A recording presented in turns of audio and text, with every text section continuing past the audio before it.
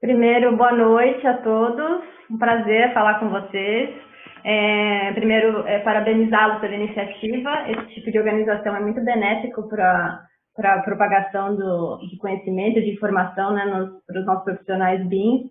E eu me incluo nessa também, que eu sempre assisto esse tipo de palestras e lives. Eu acho sempre muito bom esse tipo de compartilhamento. Obrigada desde já ao professor Davi, agradeço também ao Max Andrade pelo convite, que foi quem entrou em contato comigo. Espero que vocês aproveitem aí a apresentação. Eu vou iniciar aqui. Vamos lá. Bom, eu sou a Juliana Mizumoto, sou arquiteta urbanista formada na Universidade de São Paulo, na Faculdade de Arquitetura. Hoje eu sou pesquisadora do CIALD, que é o Departamento de Pesquisa da Arquitetura aqui da Universidade de Lisboa. Eu me mudei para Lisboa para fazer um doutorado. Ele fica na área de Gestão e Tecnologia da Construção aqui da FAU. E eu trabalho como consultora BIM, implementação e projetos.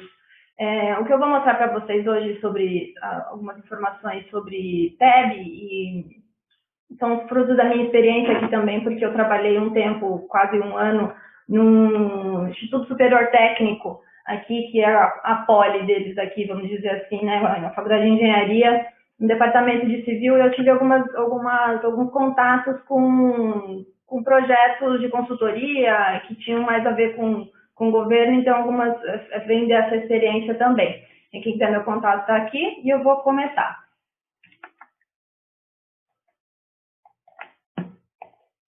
Como sugestão do professor Davi, eu acrescentei aqui a parte de contratação BIM em Portugal. Ele achou esse documento aqui, que eu até não lembrava mais dele, mas porque ele não é tanto de PEB, mas ele é importante para saber como que Portugal está lidando com isso também, né? E eu já adianto que também está no início. Temos poucos documentos, também não temos norma, como no Brasil, que é sempre uma dificuldade. Mas existe esse documento que chama Guia da Contratação BIM. Ele é um guia específico para empresas, para cliente que quer fazer licitação e contratar construtora. Então, ele é bem interessante até, que ele tem algumas documentos para fazer a aferição das empresas de engenharia, né? Então, quando você não tem nada para avaliar a empresa que fazer um concurso, você pode usar esse guia. E aí tem lá as fichas, você pode usar isso como exemplo, e também tem as definições de atribuições, né? Que ele já conta para você quem é que tem que fazer o quê, se é o gestor de empreendimento, se são os coordenadores, para dar um pouquinho de uma visão de como iniciar a contratação, né? Para quando você não tem nada. Então é isso que temos, não é um documento obrigatório, é uma iniciativa de uma comissão técnica que existe, que é também comissão técnica, né, que trabalha na produção de documentos para a indústria. Aqui eu coloquei um pedacinho dela só para vocês saberem. A parte 0 é a descrição de processo de contratação BIM, então explica como é que funciona o BIM, né, porque a gente também não tem dificuldade de ter documento na língua portuguesa, né, como no Brasil aqui também não tem, né. A gente tem muita informação internacional, que às vezes não funciona. Requisitos de informação da entidade contratante, então explica como que a construtora precisa ser contratada, formulário de aferição, que é aquilo que eu já falei, que é a adição das planilhas de como medir, né, ver quem está mais maduro ou não maduro. Maduro é de saber, mas BIM ou não, né, não é de nível. E aí uma adenda de contrato, que é uma opção de contrato. E aí já faço, acho que o único gancho que tem aqui com o PEB é que esse documento ele fala para a gente ele já traduz as peças de procedimentos, as tradicionais, né? Aqui o que a construtora normalmente recebe e o que ela tem que responder para iniciar a licitação. Então, requisitos de informação, formulários que estão lá descritos, a adenda contratual. E aí, quando ele responde, né, vai estar participando da concorrência, ele tem que enviar um PEB pré-contrato e os formulários eles são preenchidos, porque ele vai ser avaliado por essa métrica aqui que o cliente lançou. Então, é aqui que a gente entra. Então, a gente já é pedido aqui um PEB pré-contrato. E é disso que nós vamos falar hoje. E aí, eu montei aqui falando um pouco de vantagens, diretrizes de implementação do plano de execução BIM, é por isso que é PEB, né? Ou ele pode ser BEP, que é a sigla em inglês, Building Execution Plan, mas vamos falar aqui em português. Eu trouxe um pouquinho sobre, explicando um pouco o jeito que eu monto, assim, então, que eu acho de um jeito didático, tá? Vai ser primeiro vamos falar aqui, para falar de BIM, a gente precisa sempre pensar em todos esses elementos. Esses daqui, na verdade, são elementos de implementação, né? Sempre que a gente fala de BIM, a gente tem que pensar nesse círculo todo e até mais um pouco, mas esses são os básicos, né? Processo, informação, estratégia, infraestrutura, usos e pessoas. Então, tudo, independente do que a gente vai fazer, tem que sempre colocar em mente que a gente está falando de tudo isso. E para falar de PEB, que é um documento de contrato, né? E é um documento de contrato do modelo, a gente vai falar na dimensão também da empresa, da organização e dimensão do projeto, né? Porque a gente vai falar das disciplinas também. Aqui os objetivos dessa apresentação, eu vou mostrar um pouquinho dos conceitos que existem. Vamos resumir e interpretar, porque tudo que a gente tem sobre PEB são documentos muito densos, né? São documentos da indústria, que é o que existe, a literatura especializada, ou é artigo falando sobre o uso de PEB, ou é a indústria dizendo como que a gente tem que seguir. E é difícil, porque normalmente são para projetos genéricos, ou projetos muito complexos, específicos do cliente, a gente não consegue, é difícil a gente adaptar para um projeto, para a vida real, né? Então, por isso que eu trago aqui resumido interpretando, porque eu também mostro como que eu costumo fazer. E sugestões de organização, né, que é um pouco também de como interpretar o documento, o índice mínimo, que é o que a gente precisa para ter, e sempre com foco em simplificar isso, né, pensando que é um documento que é um Word, né, que é entregue junto com o modelo, e é um documento que tem que ser lido e sempre lido por todos, então não pode ser muito comprido, então por isso que eu sempre foco em simplificar, tá? Vou começar explicando o quem é quem. Isso é um exemplo de contrato, tá? Não é necessariamente as coisas acontecem dessa forma, mas como pode acontecer a relação. A coisa importante aqui é que é para a gente frisar que com o BIM tem uma figura nova, né? Que é o BIM Manager, que pensando que vamos simplificá-lo como o gestor da informação, né? Pode ser uma equipe ou pode ser uma pessoa. Aqui, isso que eu quero dizer com esse contexto aqui. E aí, a parte da comunicação, que são os requisitos do projeto, que existem as trocas de informações entre as equipes, né? Então, os requisitos do projeto, então, são os clientes, construtor e fornecedor que mandam nisso, né? Que pedem como o modelo tem que ser feito. A troca de informação é sempre gerenciada pelo BIM Manager e que faz a troca com o resto da equipe. Quando a gente falar de projeto, empreendimento é a obra toda, e quando a gente falar de projeto e disciplina, são as disciplinas aqui sendo coordenadas, disciplinas de cada arquitetura, estrutura, enfim, cada uma, né? Só para a gente falar a mesma língua aqui nessa apresentação. Vou começar também com outra sugestão, que a gente conversou um pouco antes, né, como é que a gente ia abordar o PEB, que seria mais interessante para essa apresentação. Vou resumir aqui algumas regras do jogo para a gente não confundir que tipo de documento que a gente está falando. A gente tem o BIM Mandate, que é assim chamado, que é um manual de modelagem, cada empresa tem o seu, então eu coloco aqui como se fosse para cada escritório, né? Que são normas e boas práticas para o uso da ferramenta. Como se fossem manuais internos para usar a ferramenta do modelo. Então, quem usa o modelo não precisa saber como que você usa a ferramenta, né? Só você precisa descrever para a sua equipe como é que você está usando. Ele não deixa claro os objetivos do construtor, com o que você vai fazer com o modelo, né? Ele define, na verdade, como que eu faço o projeto na minha disciplina. Então, ele é como se fosse, pensa nele como se fosse um documento interno do seu escritório, que, teoricamente, cada empresa tem que ser o seu, né? Cada empresa diz como modela. a sua disciplina. E aí tem outros tipos de documentos, que eu não vou falar tanto aqui, mas só para a gente lembrar que está nesse pacote, né? Livros de estilos, normalmente colocam, às vezes, dentro do BIM Mandate, mas isso existe, cadernos de encargos, onde coloca as informações de obra, né? Ou como se constrói, informações mais específicas. O que nós vamos falar hoje é o plano de execução BIM, que é o PEB. Imagina que ele o raciocínio é que ele é um documento que gere o modelo e não as disciplinas, né? É o acordo que a gente faz, como você vai transferir as informações, não como você as executa dentro do seu escritório. Então, é um contrato entre as partes, né? Sobre o modelo, e não sobre como que você está executando as ferramentas. Essa é a diferença do Mandate e do PEB, tá? Aqui, o que é e para quem? Bom, ele é um documento que registra o plano de gestão da informação do modelo digital.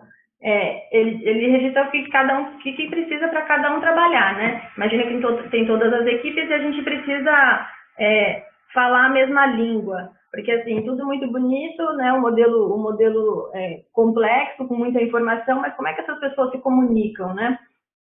Porque trabalhar em BIM não é mais só entregar documento, né? Trabalhar em BIM é construir junto, então a gente precisa registrar como que a gente vai fazer isso. Ele é criado em colaboração entre as equipes do projeto, inclusive com o cliente, na melhor das ideias, lá na época do planejamento, né, antes de começar a fazer o projeto, decidir como que vai ser feito isso, inclui todos os requisitos do projeto de todos os usuários do modelo, então todo mundo tem que saber, todas as disciplinas precisam participar, e registra como que será o fluxo do projeto. Precisa ter a participação do cliente, dos project managers, dos projetistas, porque esse documento é um documento para todos. Como você diz para todo mundo como que isso vai funcionar, qual que é a regra do jogo do modelo. Esse é o raciocínio. E aqui que eu chamo esse slide de gestão de expectativas, que é exatamente que a gente precisa... Existe um problema que é uma falta de conhecimento, né, de quem nos contrata normalmente, que é a realidade que a gente está. Ou que a empresa ou a pessoa não é tão maduro em BIM, maduro que eu digo é que sabe mais ou usa mais, não estou falando de níveis level 2, level 3.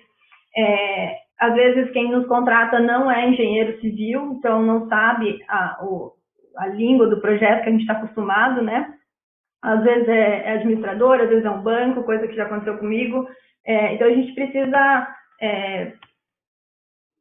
puxar o cliente para a nossa linguagem, né? Então, os project managers precisam estar envolvidos, né? Agora o projeto importa, e todo mundo precisa entender que o projeto importa, e a pessoa precisa ler isso da forma mais correta possível. E para evitar, né, maus entendidos, né? Porque a gente precisa comunicar para o cliente o que o modelo faz. Essa que é a grande problema do modelo. A gente no PEB, a gente comunica o que ele faz, mas a gente precisa comunicar o que ele não faz. Porque, às vezes, a gente fica com o cliente fica com a expectativa errada, aquela coisa de achar que vai ser tudo automático e não está automático, né? Então, a gente precisa descrever o que vai estar automático e o que não. Porque nessa de você não conseguir se comunicar, às vezes uma alteração de projeto no formato tradicional acontece de um jeito. No BIM não é só uma alteração de projeto, no BIM é uma alteração de uso do modelo, e aí o uso gera muito retrabalho e isso gera custo, né? Então o que eu coloco aqui é que a gente precisa falar a mesma língua com o cliente também, então o cliente precisa nos entender, e o jeito de nos entender é colocar isso por escrito dentro de um documento, que é o PEB. E por que ele é importante também?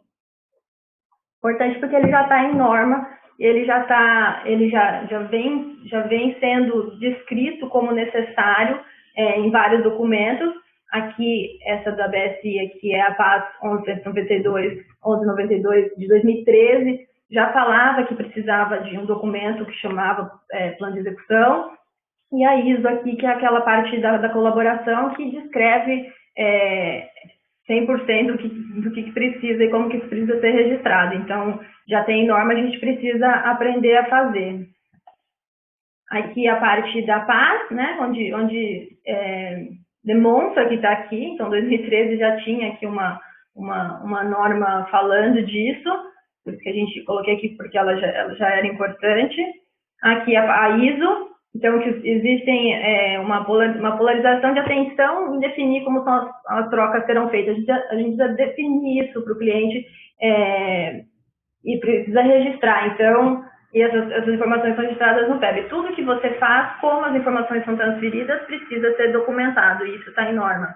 Então, não é mais só passar a informação para frente, não é só mais dizer o modelo funcionar. Precisa passar a informação e precisa que isso seja feito de forma organizada. E aí tem um jeito de organizar essa informação dentro de um documento desse, do contrato. Coloquei aqui porque estamos falando com o Brasil e o Brasil acabou de lançar o decreto, né? E é só para tentar trazer um pouco do raciocínio para uma parte mais real e prática. Por exemplo, essa parte do decreto que é a parte mínima, né, de como deve ser contratado, a parte da subcontratação. Por exemplo, todos esses itens onde poderia ser registrado isso entre cliente e construtora, dentro do PEB. Essa parte aqui é só um incentivo ao raciocínio BIM aqui também, porque a gente também precisa aprender, os documentos existem, a gente precisa aprender a exercitar, raciocinar dessa forma, né? Então, trago aqui para a gente pensar, tentar fazer um exercício mental aí de como isso pode ser executado. Então, esse tipo de informação estaria, por exemplo, dentro do PEB, numa contratação dessa.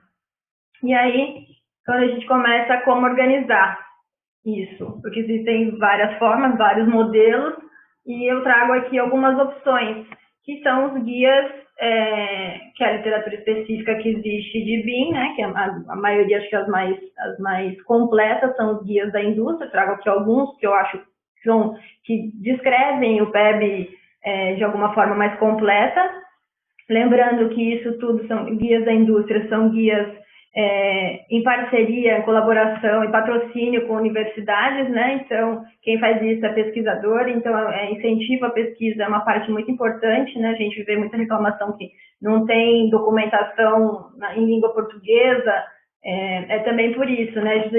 Não tem tanta gente escrevendo documentos como esse na nossa língua, porque também não tem muita gente fazendo. Então, incentivo aí a pesquisa é importante também na nossa área, porque é daí que a gente tira as informações, é daí que a gente tira as métricas, os parâmetros, as listas que a gente usa, tudo vem de documento da indústria. E aqui é o que a gente vai usar hoje, que é o mais famoso, eu acho, que é o da Penn State.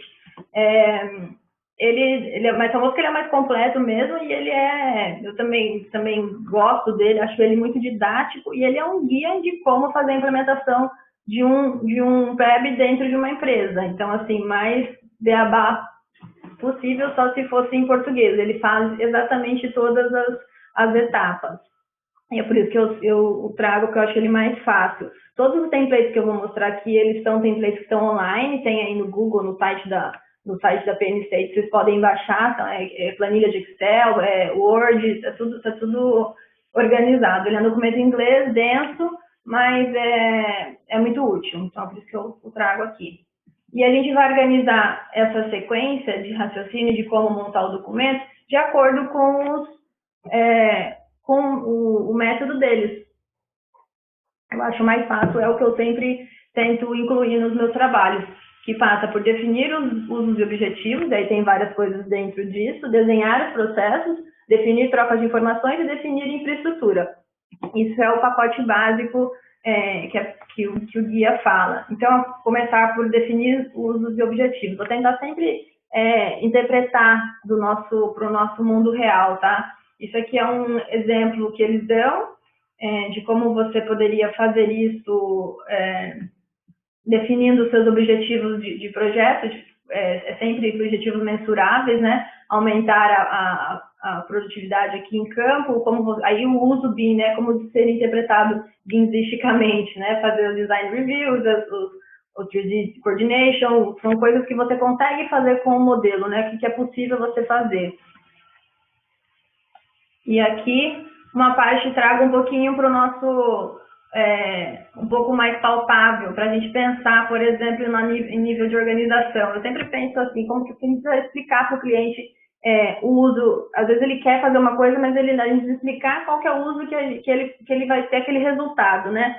Então, eu proponho aqui uma maneira mais abrangente para a gente se comunicar com ele, né? De acordo com os problemas que a gente tem para ser resolvido e são, né, objetivos mensuráveis, que o cliente sempre traz, objetivos mensuráveis, que é, né, o número para ele é importante, e como que a gente traduz o modelo BIM, né? Que aqui é a nossa parte como especialista. Então, por exemplo, redução de custo, alteração de projeto. Em nível do projeto, a gente faria controle de documentação via modelo digital, né? Porque retira a folha de campo, isso tem impacto em custo. Por exemplo, fazer reuniões de projetos colaborativas em plataforma de comunicação e não pessoalmente. Porque aí, né, nos usos BIM, a plataforma, usar as ferramentas de design review, usar o Big Room, e por assim vamos, melhorar o planejamento físico. Então, uma parte de projetização do planejamento pelo modelo digital, né, 4D, 5D. E então, no BIM, o que a gente consegue fazer? Trazer relatórios automáticos via modelo. São exemplos, né? Modelagem para avanço, usar o Navisworks como apoio. O raciocínio é sempre pensar no problema do cliente, o que ele quer resolver, e a gente, como especialista, tentar vender um produto, um pacotinho aqui que a gente pode incluir, resolver isso no modelo, né? Porque o modelo é aquela coisa, o modelo faz muita coisa, mas a gente precisa combinar o que ele vai fazer para resolver aquele problema, assim que eu raciocino. E aí, dentre os objetivos também, a gente tem que identificar quando que os usos do modelo vão ser executados. E isso o guia fala, é uma dica, que a gente tem que pensar sempre do fim para o começo. Porque tem coisas que alguns passos são muito óbvios, que a gente sabe que a gente, por exemplo, para fazer levantamento com laser scanner, a gente tem que usar o laser aqui para conseguir, né, na operação, ter um modelo com essa informação. Mas tem coisa que não é tão óbvia. Por exemplo, ele quer fazer manutenção de pintura com o prédio em operação. Para você fazer isso, você tem que ter pensado lá 300 anos antes, fazer, por exemplo, controle dos elementos por área, para você conseguir achar onde está aquela parede, achar onde está aquela pintura. É esse o raciocínio de identificar quando os usos vão ser feitos, né, dentro do modelo. Então, por isso que é sempre do fim para o começo, para a gente não esquecer de planejar aquilo no modelo logo antes. E aí, a partir de desenhar os usos, né, saber quando eles vão ser executados, que são os momentos, a gente passa para a fase de desenhar os processos, que é por fase, né, o que você vai fazer, quando que você vai usar aquele modelo, os usos BIM que você dá para ele, isso aqui é um template, tá, que está deles também, e o que é produzido de documentação nessa fase, nesse momento do uso. E tudo que é produzido para uma fase é de entrada para a próxima. Então, é importante a gente ter esse passo a passo para a gente não perder nada aqui no meio do caminho. E sempre também identificar o responsável de cada item e desenhar os processos internos. É como se cada caixinha dessa fosse se abrir em mais. Então, a gente tem que identificar os principais, porque senão a gente também abre muita coisa aqui e não consegue e se perde, né? A ideia é que formar um mapa geral para a gente conseguir depois decompor em atividades, para você conseguir entender onde é que você foi contratado e você conseguir destrinchar isso nos seus processos, para o cliente entender onde é que ele está, né? Onde ele está usando, onde ele vai receber, que tipo de documento que ele vai receber, e você também, que tipo de documento você tem que produzir para entregar aquilo para o cliente. Essa que é a ideia. E registrar tudo isso nesses tipos de desenhos que são os processos. Aqui é só um exemplo. Isso é uma ilustração da norma que eu fiz há algum tempo atrás, a norma A19650. Isso aqui é um desenho do que está escrito, tá? Mas só uma ilustração. Mas a ideia é que existe um processo desenhado dentro da norma, e o ato de você ter que abrir uma caixinha dessa com outras atividades, isso já está registrado em norma, é por isso que eu trago ela aqui. Então, não é só a Penn State que diz, né, que é assim que tem que fazer, isso já está ratificado aí. Esse aqui é um exemplo que está na norma também, por exemplo, mobilização, no momento, mobilização de obra, Ele é um exemplo de como abrir as atividades, né? Verificar a disponibilidade de informação, gerar informação, verificar a qualidade, rever e aprovar. E nisso você tem que identificar no seu projeto quem é que faz cada coisa, para você ter um mapa geral disso e entender as relações entre as atividades. E aí, no final, rever o modelo e entregar o modelo para a informação, porque é a próxima fase, né? Então, isso aqui já está na norma, é um jeito de desenhar o projeto. E o jeito de desenhar essa parte do projeto é abri-lo em processos.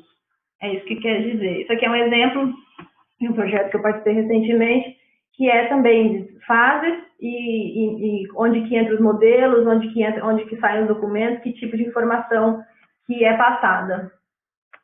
A partir disso, a partir do momento que a gente já achou os usos, achou quando eles vão ser feitos, viu quem é que faz, abriu por processo, teve uma noção geral do que é o projeto, né, de como as coisas vão se relacionar, a gente tem que definir as trocas de informações entre as partes. E aí, eu acho que entra a parte mais complexa do guia, que eles têm uns templates muito completos, muito complexos, que eu, por exemplo, nunca consegui usar esses aqui desse jeito. Eu faço de outra forma, mas eu entendo que é importante. O que a gente tem que interpretar de um documento desse quando a gente vê isso?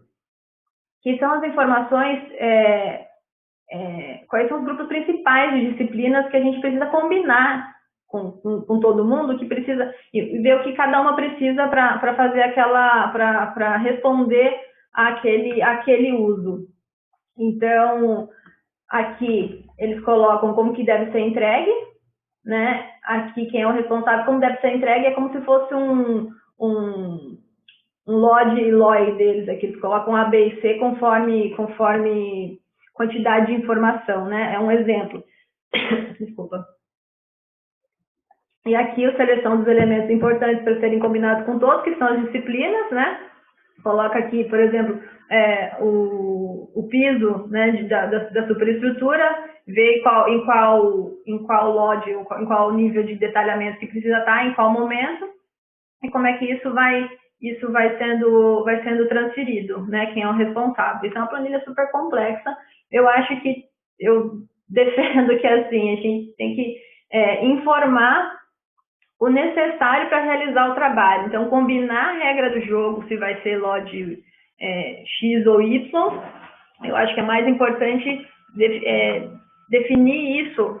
Você pode usar a regra do LOD ou não, LOD ou LOI, ou você definir com a sua equipe o que vai ser, o que a arquitetura precisa entregar para a estrutura continuar o trabalho. Essa que é a ideia. Você precisa registrar isso. De um jeito que eles explicam é uma planilha que você vai controlando isso, vai controlando as entregas e se foi entregue ou não e qual o status. E aqui, então, que é, por exemplo, a colaboração entre arquitetura e estrutura, a minha sugestão é que a gente faça sempre perguntas ao projeto. Mais do que seguir regrinhas ou templates, numa situação simples, por exemplo, como essa, qual que é a informação que o projetista de estrutura precisa? Para daí você responde a ele. Como que o modelo de arquitetura responde a isso? Como que os elementos devem ser modelados? Qual que é o nível de detalhamento necessário? Qual que é o sistema de classificação? Quais são as informações dos elementos que serão transmitidas? Você vai transmitir isso por COBE, que é aquela planilha de parâmetros? Você vai usar Uniclass? Você precisa definir isso com o seu cliente, você precisa definir isso dentro do documento. Como que funcionam as suas tabelas, por exemplo? A gente faz arquitetura, normalmente, combina muito quantitativo, mas a gente não combina como que isso vai ser entregue, né? Então, às vezes, a gente fala que vai ser todo quantitativo, ou só uma parte, todo detalhamento de arquitetura vai conseguir ser filtrado. A gente tem parâmetro para isso, quando mandar para a parte de custos, como é que isso vai ser feito? Esse é o momento de definir troca de informações e como registrar isso no documento, que é o que precisa ser feito. Então, fazer perguntas para o projeto e registrar aquilo que é necessário para que o próximo consiga trabalhar. Desculpa, estou tossindo muito. Aqui também como organizar o modelo, é a parte de estruturação do modelo. Eu trago aqui um exemplo desse documento finlandês, que é o COBIN, acho que alguns devem ter visto, que é uma série, acho que tem umas 15 disciplinas, ele explica ele dá sugestões de como modelar isso, os elementos, né? Que é aquilo, não é para ser, como eu falei, o BIM Mandate, que é aquilo como você faz as ferramentas dentro do seu escritório, mas você precisa registrar no PEB só aquilo que é necessário. Por exemplo, aqui ele te fala que a arquitetura vai registrar, por exemplo, que a informação de que a parede sai do contrapiso e vai até o fundo de laje. Isso é uma informação que a arquitetura decidiu, porque daí a estrutura sabe que ele trabalha dali para frente. É só para combinar o que é o que o próximo projetista precisa saber. Que o documento também precisa ser conciso, né? Precisa ser simples, senão ninguém lê o documento. É para ele ser atualizado recentemente e para ele ser lido por todo mundo. Essa que é a ideia. Então, estruturar o modelo é muito importante e dizer a informação somente necessária. Depois eu vou mostrar uma planilha de exemplo. E aqui, definir a infraestrutura, na verdade ele fala de infraestrutura que são softwares e a parte técnica, mas na verdade ele define tudo o resto que faltou definir dentro do documento, dentro do contrato, né? Então ele começa aqui falando que você tem que definir um índice, né, do que vai ter dentro do documento, e definir os tópicos, quais são os procedimentos de colaboração, qual que é a hierarquia da plataforma, quem é que entra nas pastas, quem é que tem visualização, quem é que não. Isso tudo precisa ser combinado também, isso é documentado. Qual que é a gestão de qualidade, né? Porque segue sendo, é muito subjetivo, então segue sendo qualquer outro tipo de padronização. A gente vai fazer clash detection e quando a gente vai fazer, né? Porque tudo isso é reunião, tudo isso ter um funcionário para fazer isso, a gente precisa calcular isso, né? Porque às vezes o cliente está ali no meio do projeto e fala assim, eu quero um clash aqui, quero fazer uma compatibilização rapidinho aqui entre essas duas estruturas que eu fiquei com dúvida. Não, a gente combinou que ele ia ser em tal fase para a gente conseguir trabalhar, isso tudo precisa ser organizado. Qual que é a infraestrutura de tecnologia necessária, os softwares, os mobiles, se vai usar celular ou não, se vai usar tablet ou não, como é que vai ser isso, quem é que vai instalar, os responsáveis, quais são os produtos, os projetos entregáveis, né? Vai ter papel, vai ter PDF, vai ter isso ainda, tem gente que ainda precisa, então a parte de documentação, definir isso é muito importante, porque muitas das vezes a gente está trabalhando nos dois, né? A gente está entregando papel e fazendo modelo, então isso é um trabalho duplicado, né? A gente precisa calcular isso. E na parte do software também, registrar isso que a gente não sabe. Numa equipe grande, projeto com gente que a gente não conhece, a gente não sabe que tipo de licença o outro projetista tem. Então, precisa estar registrado qual é a licença e que ano, né? Senão as coisas não se comunicam, né? Depois não consegue abrir os programas. Então, é muito importante ter isso registrado dentro do PEB. É isso que ele coloca. Aqui é um exemplo tá até na pasta, isso aqui só é uma adaptação de como registrar os documentos que estão organizados dentro da plataforma, né? Dentro da CDE, que é o Common Data Environment. Que a ideia é que quem entra no projeto precisa ser automático, entender como é que ele vai organizar os arquivos para todo tipo de projeto. Né? Entrou na plataforma, ele sabe que aqui eu trabalho em desenvolvimento, então ele pode olhar, aqui é a área partilhada, que tem um tipo de acordo, aqui é a área de publicação, esses projetos são válidos, isso para todo mundo trabalhar da mesma forma, né? Padronizar isso, e a área de arquivo, que é a área que fica lá nos obsoletos ou que ninguém mais usa. Então é importante ter isso, é importante ter esse desenho e ter desenhado a parte de hierarquia, né? Quem quer o acesso. E aqui é o que eles colocam como o índice mínimo, né, que tem que ter um documento desse. Claro que depende do tamanho do seu projeto e depende da sua necessidade. A ideia é que você não tenha que você tem que cumprir todos, né, os mais todos são importantes, mas se você não tiver algum no seu projeto, também que você retire isso para não ficar coisa a mais, né? Então a ideia é que seja um documento de acesso público, né? Que todo mundo tem acesso. Pode ser que não todo mundo possa editá-lo, né? Claro, para editar, mas todo mundo tem que olhar. porque por conta da essa ideia de que todo mundo tem acesso, é porque a gente fala de construção civil, tem muita rotatividade de equipe, né? Trabalha com muita equipe remota, entra muito, às vezes faz contratação de terceiros, né? Fazer gente só para modelar e gente só para fazer a parte de, sei lá, 4D, 5D, outro escritório. Então, você pensar nisso, o nosso mercado esse, né, de alta rotatividade. E todo mundo precisa entender como é que o projeto funciona. Precisa pegar um documento aí de poucas páginas, lê-lo e entender como é que funciona. Essa que é a ideia do PEB. Então, por isso que a gente não coloca todas as informações de todas as disciplinas, por exemplo, memorial de arquitetura dentro do PEB, que a ideia é que seja fácil de ler. E aí eu vou passar aqui um exemplo de PEB. Vou tentar abrir um Word aqui. Funcionando, está. Opa. Aqui, esse aqui ó, é um Word, então, para vocês verem, esse aqui é um exemplo do Hospital BIM, um projeto que eu participei recentemente, com uma equipe muito legal, vocês devem ter visto aí na internet. Então, sempre uma parte de revisões, né, porque lembrando que esse é um documento que vai ser sempre revisado, então é importante ter essa página aqui, a parte do índice, para a gente saber do que a gente está falando, para a gente também não esquecer nada. Então, sempre bater fazer um checklist aí com o documento de referência que você escolheu. Sempre uma visão geral do documento, para que serve, do que é feito, as referências BIM que você está seguindo, se o seu projeto está trabalhando em um lugar que segue alguma norma ou não, se você seguiu ou não. Tem países que tem norma, você precisa registrar quais são. Uma história do projeto, né, para quem entrar saber do que se trata.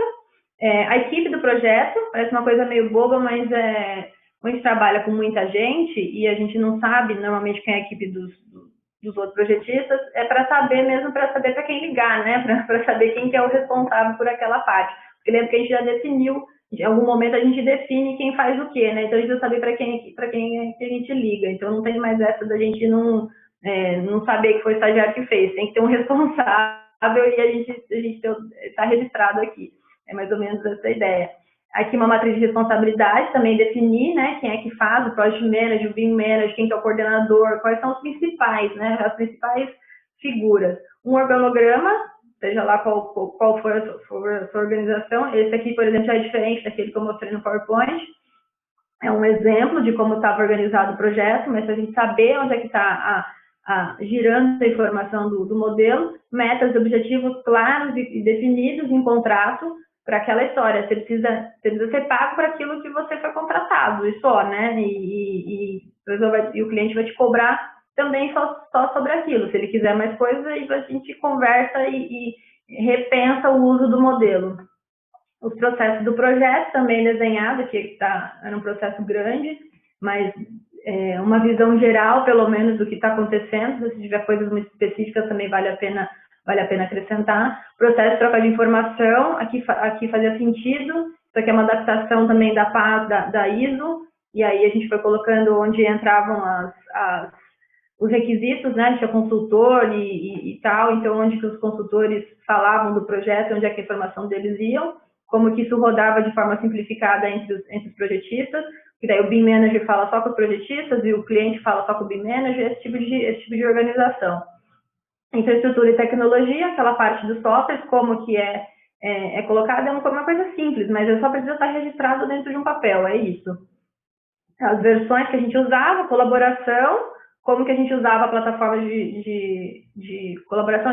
A gente tinha, por exemplo, um Trimble Connect que não era desse formato, mas a gente precisava contar isso em contrato, que não era, mesmo que não seja.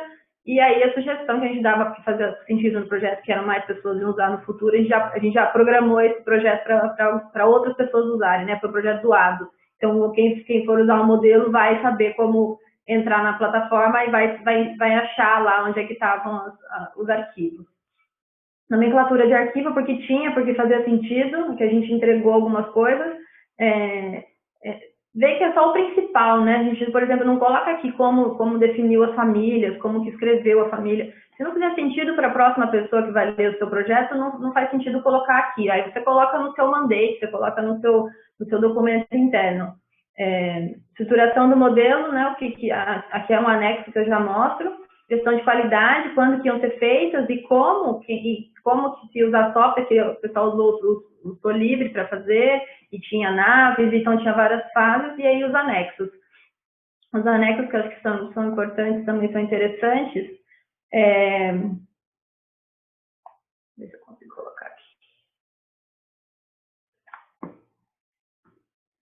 Eles saem de uma planilha Excel, tá? Mas eles são desse tamanho. Aqui é uma planilha, que esse aqui, por exemplo, é o de uso BIM. Então, tinha sempre uma imagem, né, interativa aqui, qual que era o uso que o cliente ia receber, por exemplo, visualização do site, a descrição, né, o que ele vai fazer com isso, quais eram os requisitos de modelagem, então, para o cliente, para aquele uso ser efetivamente executado, o que eu preciso receber? Eu preciso receber, por exemplo, curva de nível AutoCAD, eu preciso receber as coordenadas, georreferenciamento, porque a gente tinha a parte de terreno, organização dos arquivos base, impactos, nomenclatura do projeto, então tem que estar isso certo. Se não tiver isso certo, eu não consigo visualizar o modelo, porque eu não consigo colocar isso dentro do modelo. Disponibilização dos arquivos em base de plataforma colaborativa, então assim, se não for entregue conforme for combinado, não vai ter aquele uso, porque eu não vou conseguir fazer. É isso que a gente precisa registrar. Que mais que a gente registrava? Elementos a entregar, então o que a gente entregava, o que era possível entregar, por exemplo, no Civil 3D, que a gente conseguia compartilhar, AutoCAD, que é possível, né, obviamente, tirar do Revit, o modelo linkado no Revit, que era isso que a gente entregava, de quem é a responsabilidade, né? O BIM Manager garantia os arquivos para a equipe, e a coordenação, que era quem fazia os modelos, responsável pela estruturação do modelo. Isso para todos os usos que a gente foi definindo. Então, a gente usava para visualizar, por exemplo, arquitetura, estrutura e instalações, e não das outras disciplinas, por exemplo, isso foi combinado. Então, para a gente fazer dessas disciplinas, o que precisava ser feito e o que a gente entregava. Assim. E para quantitativo, por exemplo, o que precisava para o quantitativo, isso para cada tipo de uso.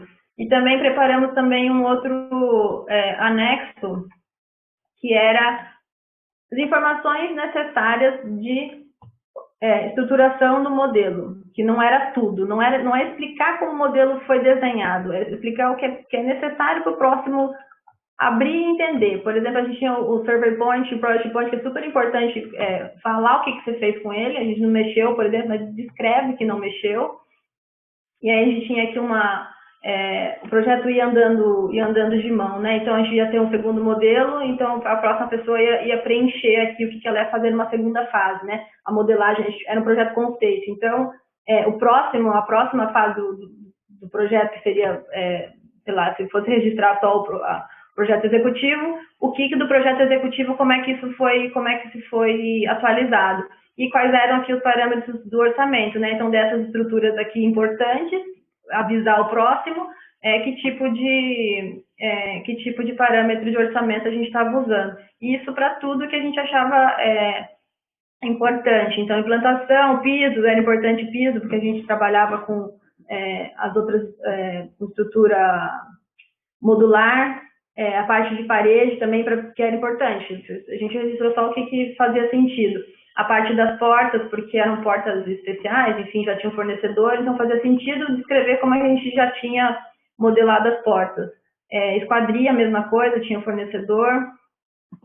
A parte de forro, mesma coisa. A parte imobiliária era no hospital, né? Então era importante a gente colocar de onde a gente tirou essas famílias, o que elas representavam e como que a gente conseguia filtrá-las do modelo, né? Porque são famílias, são elementos muito específicos. Então, como que o pessoal do orçamento ia conseguir filtrar através do nosso modelo? Era isso. O que mais que temos aqui? Isso era um exemplo. E ali é uma planilha Excel, eu acho mais fácil. Deixa eu ver se eu consigo compartilhar o Excel aqui. Só para vocês saberem, é um jeito simples que eu faço, que eu acho simples de fazer, que é um Excel só para demonstração. Então, tudo aquilo lá vira um anexo do documento Word aqui, que aí junta e fecha a explicação do tab. E é isso que eu queria falar com vocês hoje. Esse é meu contato. Se alguém tiver, acho que vai responder algumas perguntas agora, mas se alguém tiver alguma coisa, pode me mandar que eu respondo. Ok, Tá. Juliana. Estão me ouvindo? Tô te ouvindo. Minha internet está variando bastante aqui. Mas eu vou ver se quem é que vai querer fazer alguma pergunta. O João caiu também. Deixa eu ver quem é mais. Ah, voltou. Mas o Rio de Janeiro também caiu. Mas eu vou começar, Juliana, pelo seguinte. Você falou no decreto BIM aqui do Brasil, e tem um comitê gestor. Esse comitê gestor, ele fez um negócio que eu achei um pouco esquisito, que não ajuda quando a gente pensa em BEP. Eles fizeram o seguinte, eles definiram que até que em 2021 já seria exigido arquitetura e MEP no serviço público. Em 2024 é que seria exigido o BIM 4D. 2028 seria exigido, e 4D em custo, 2028 seria exigido a parte de 6D. Aí eu fico pensando o seguinte, o BEP, normalmente, ele é mais para o que o pessoal de arquitetura e os projetos de MEP, né, eles têm que ser passados de alguma forma para o construtor que vai fazer a parte 4D. Do jeito que está no comitê gestor, ele parece que eles estão pensando o seguinte, o 4D é uma quarta etapa e o 5D é uma quinta etapa, assim como o 6D, né? Eu acho que ficou sem sentido essa parte. Arquitetura, estrutura, 4D e 5D também, já poderia estar incluída agora, porque são profissionais diferentes que trabalham com isso, não são os mesmos, né? Por exemplo, não é uma pessoa um grupo que vai aprender arquitetura lá no órgão público, quando terminar, que estiver bem pronto, aí vai passar a parte de construção, entendeu? Eu acho que foi uma coisa bem mal feita e você não vai poder nem fazer um BEP com isso. Porque você vai dizer assim, eu vou fornecer como arquiteto o material em IFC para a construtora fazer o 4D. Mas se a construtora não entra, só vai entrar em 2024, né? Então, vamos ver mais algumas perguntas aqui. Logo, se Kleber tivesse, o João do Espírito Santo. Depois eu coloco algumas do YouTube, né? Tem alguma pergunta, então, Kleber? Kleber está ouvindo, João? Oi, professor.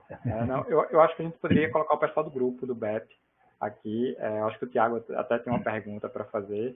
Então, eu acho que a gente coloca o pessoal do grupo do BEP, põe as perguntas lá do YouTube também, que tem algumas, para a Juliana poder ir respondendo. Quem mais tem aqui pergunta?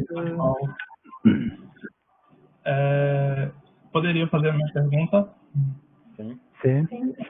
Então, Juliana, primeiro eu queria agradecer pelo conteúdo, que realmente a gente está precisando de mais iniciativas como essa aqui no estado. O conteúdo realmente foi muito bom.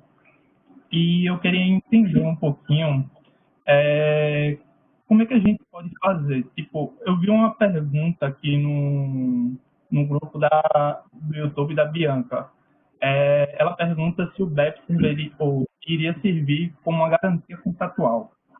E já pensando, digamos assim, na resposta dessa pergunta, eu queria completar também perguntando como é que a gente pode fazer a garantia do controle entre as partes, que o BEP vai ser executado todo corretamente. Bom, vamos partir do princípio que ele é o contrato, né? E que então nele você precisa amarrar também as suas, quando você amarra os seus processos, você de algum jeito amarra também suas entregas e suas responsabilidades. Essa que é a ideia. Então, como que a gente garante que as partes vão executar, eu vejo outro jeito de amarrar pagamento, por exemplo, com esse tipo de coisa. É a mesma coisa com as entregas que a gente faz hoje, né? Como que a gente garante que a pessoa vai entregar aquilo que a gente pediu? A gente amarra e faz o link com o pagamento e faz o check, né? Você tem um checklist dos projetistas, você avalia. Eu acho que é meio por aí. A ideia é que o documento do PEB seja um documento central de troca de informações e que não existam outros, né? Que esse seja o principal entre as partes. Não sei se eu respondi. Ok, eu vou colocar algumas perguntas aqui do YouTube. Aqui tem um que não é uma pergunta, esse aqui, ó. Deixa eu ver como é. Parece que é um parente seu aqui, só desejando boa noite, já viu? Bom, mas uma pergunta é essa aqui, de Priscila Moreira. Se o material ficará disponível, que isso vai depender de você, né? Sim, se deu certo a nossa gravação.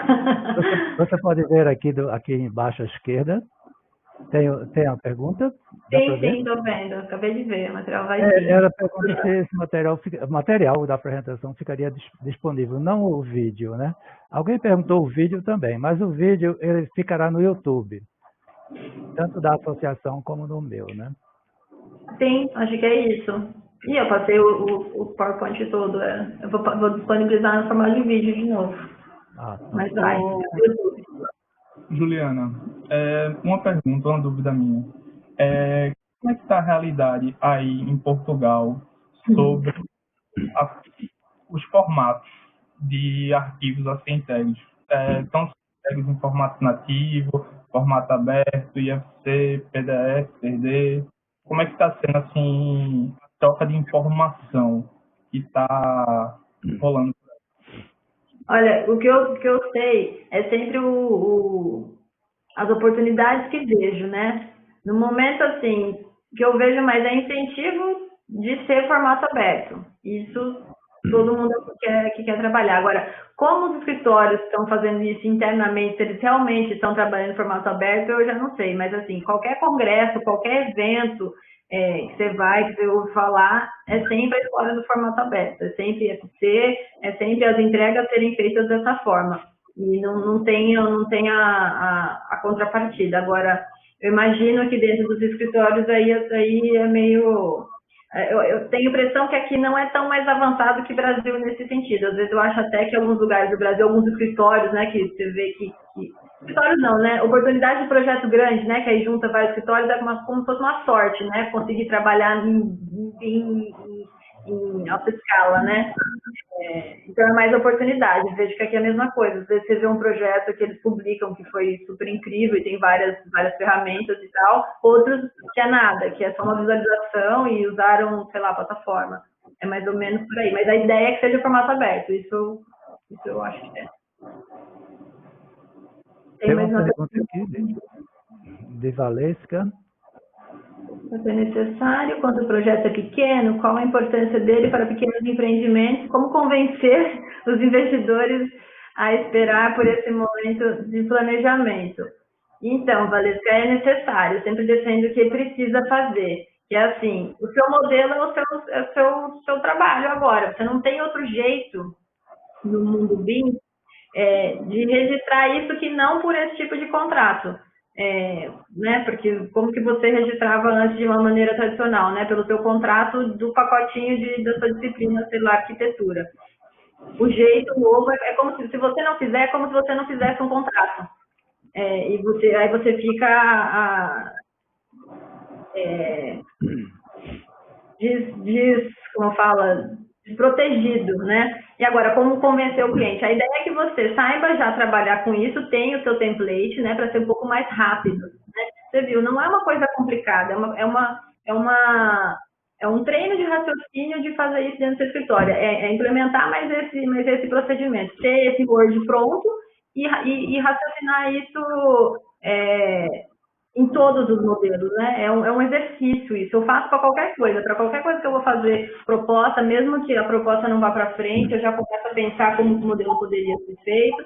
e eu acho que nós tem que, é difícil a gente conseguir convencer a pessoa a esperar, né? Mas esse é o momento do seu planejamento. Então você não entrega o seu projeto enquanto isso não estiver alinhado. Eu acho que é assim que você tem que conseguir correr com isso também, e não só convencê-la a esperar, né, o modelo. Esse aqui gostaria de saber se poderia compartilhar o BEP também, os arquivos do BEP. Esse Word, na verdade, é uma sequência, não tem nada de especial. Eu não posso porque ele é de um projeto específico, essas informações. Mas te juro que é só aquele índice mesmo, e o Excel é só uma planilha com colunas. Eu só posso compartilhar o vídeo mesmo, porque ele é de um projeto específico. Mas ele está até em vários lugares na internet, esse, por sinal. Ok. Esse aqui. Você quis mudar o uso durante a elaboração, tive que refazer boa parte da modelagem. Pois é, mas você conseguiu fazer o contrato? Porque isso, né? O modelo registra para que o modelo serve, o contrato registra para que o modelo serve. E para ele servir para mais coisas, ele precisa ser recontratado, né? É um aditivo de contrato mesmo. É por isso que aquela planilha de estruturação, eu já penso nela em fases, assim, porque eu sei que vai ter um momento. Então, eu já registro como que o modelo foi pensado antes e como que ele foi apresentado depois, né? Aí vai entrar o 5D, contratar uma empresa que vai fazer o 4 5D e ela trabalha com outro tipo de informação. Eles precisam que tenha que os elementos sejam tem outro tipo de nomenclatura. Você tem que mexer nisso no seu projeto, né? Você tem que colocar os parâmetros. E isso já é outra coisa para você fazer. Então, você tem que ir a um retrabalho. Então, nessa você consegue fazer um aditivo, se você já tiver o PEB, né? Esse realmente não é nenhum problema do PEB, né? É um problema de contrato, né? Sim. Mas é só outra forma de raciocinar, né? É só você conseguir destrinchar o modelo de uma forma escrita. Ok, então. Da pior forma, acho que agora a gente não vai ter mais. Nós não temos mais perguntas, já também estamos às 8h04, né? Em Portugal, mais tarde ainda. Portugal já é amanhã. Então, Kleber, você finaliza. É isso, eu acho que. Só queria ler aqui uma última pergunta aqui da Bianca. Que ela fala sobre os projetistas terem disponibilizado arquivos RVT original. É mais essa questão dos arquivos de autoria, na verdade, né? Eu acho que é interessante isso, a gente falar sobre esse tema, porque quando a gente provavelmente põe um BEP, a gente eu acho que pode colocar os arquivos de IFC. Aí fica aquela discussão. Os arquivos dos softwares de autoria devem ser compartilhados também?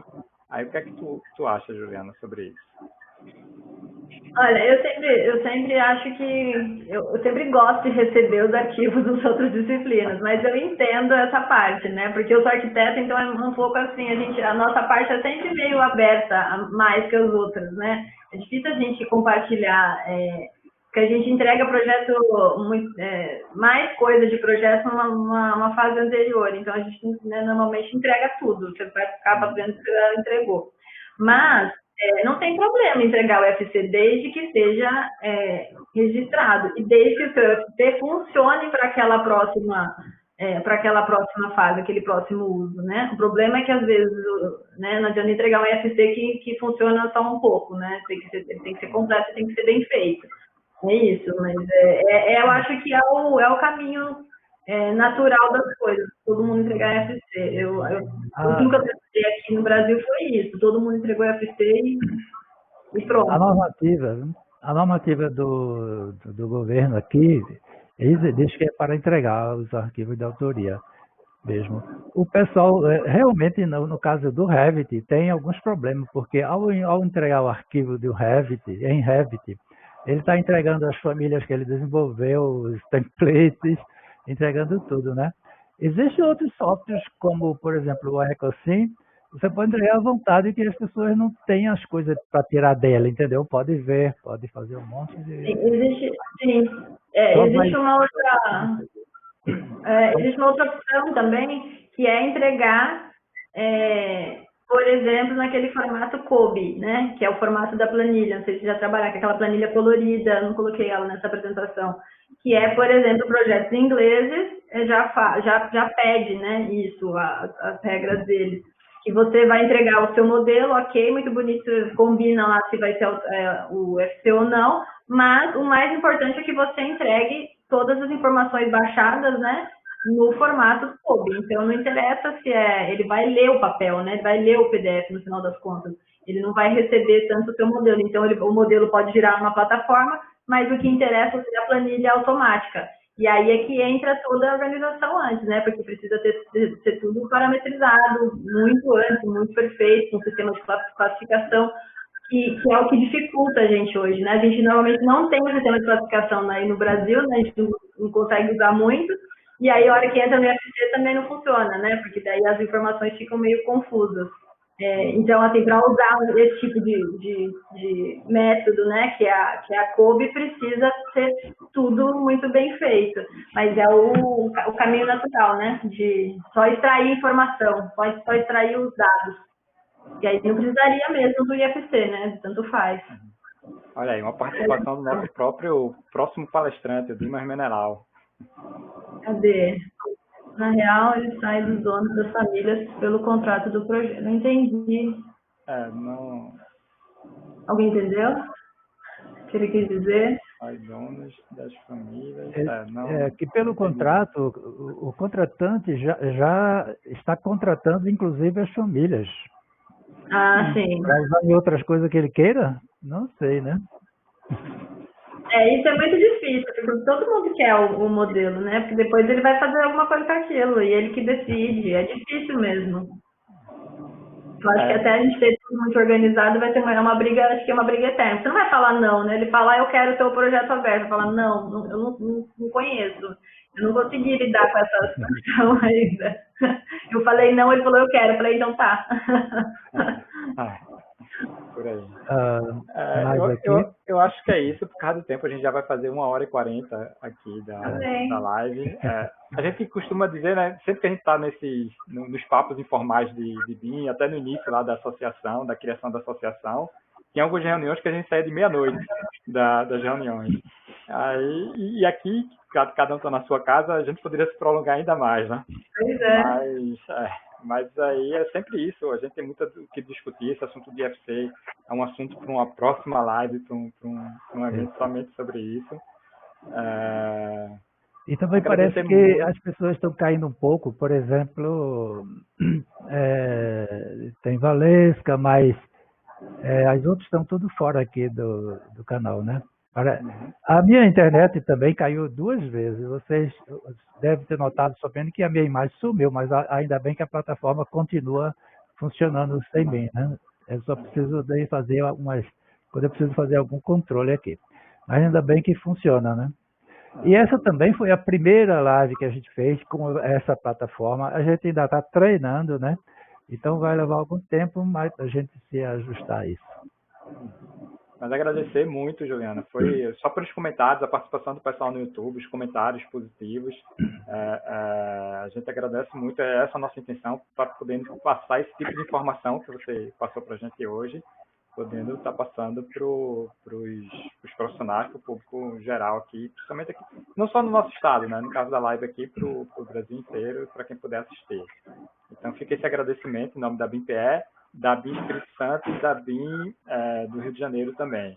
A gente está com apoio também da Universidade Federal, através do Laboratório de Ambiente Construído, que é um laboratório que foi recém-montado através do professor Max, e aí com essa intenção de dar esse suporte, esse apoio também em relação ao BIM. E eu acho que é isso. Agradecer a participação de todo mundo, ao público também, né, que a gente teve uma boa participação. Eu que agradeço, muito obrigada pelo convite, espero que tenha sido útil a sequência e como eu montei aí para vocês, que tenha dado para entender. o que eu quis passar. Fico sempre aberta aí, se alguém quiser me mandar pergunta, quiser falar e participar de outras coisas com vocês. Muito obrigada. Okay. É isso, pessoal. Boa noite. Então, boa noite a todos vocês.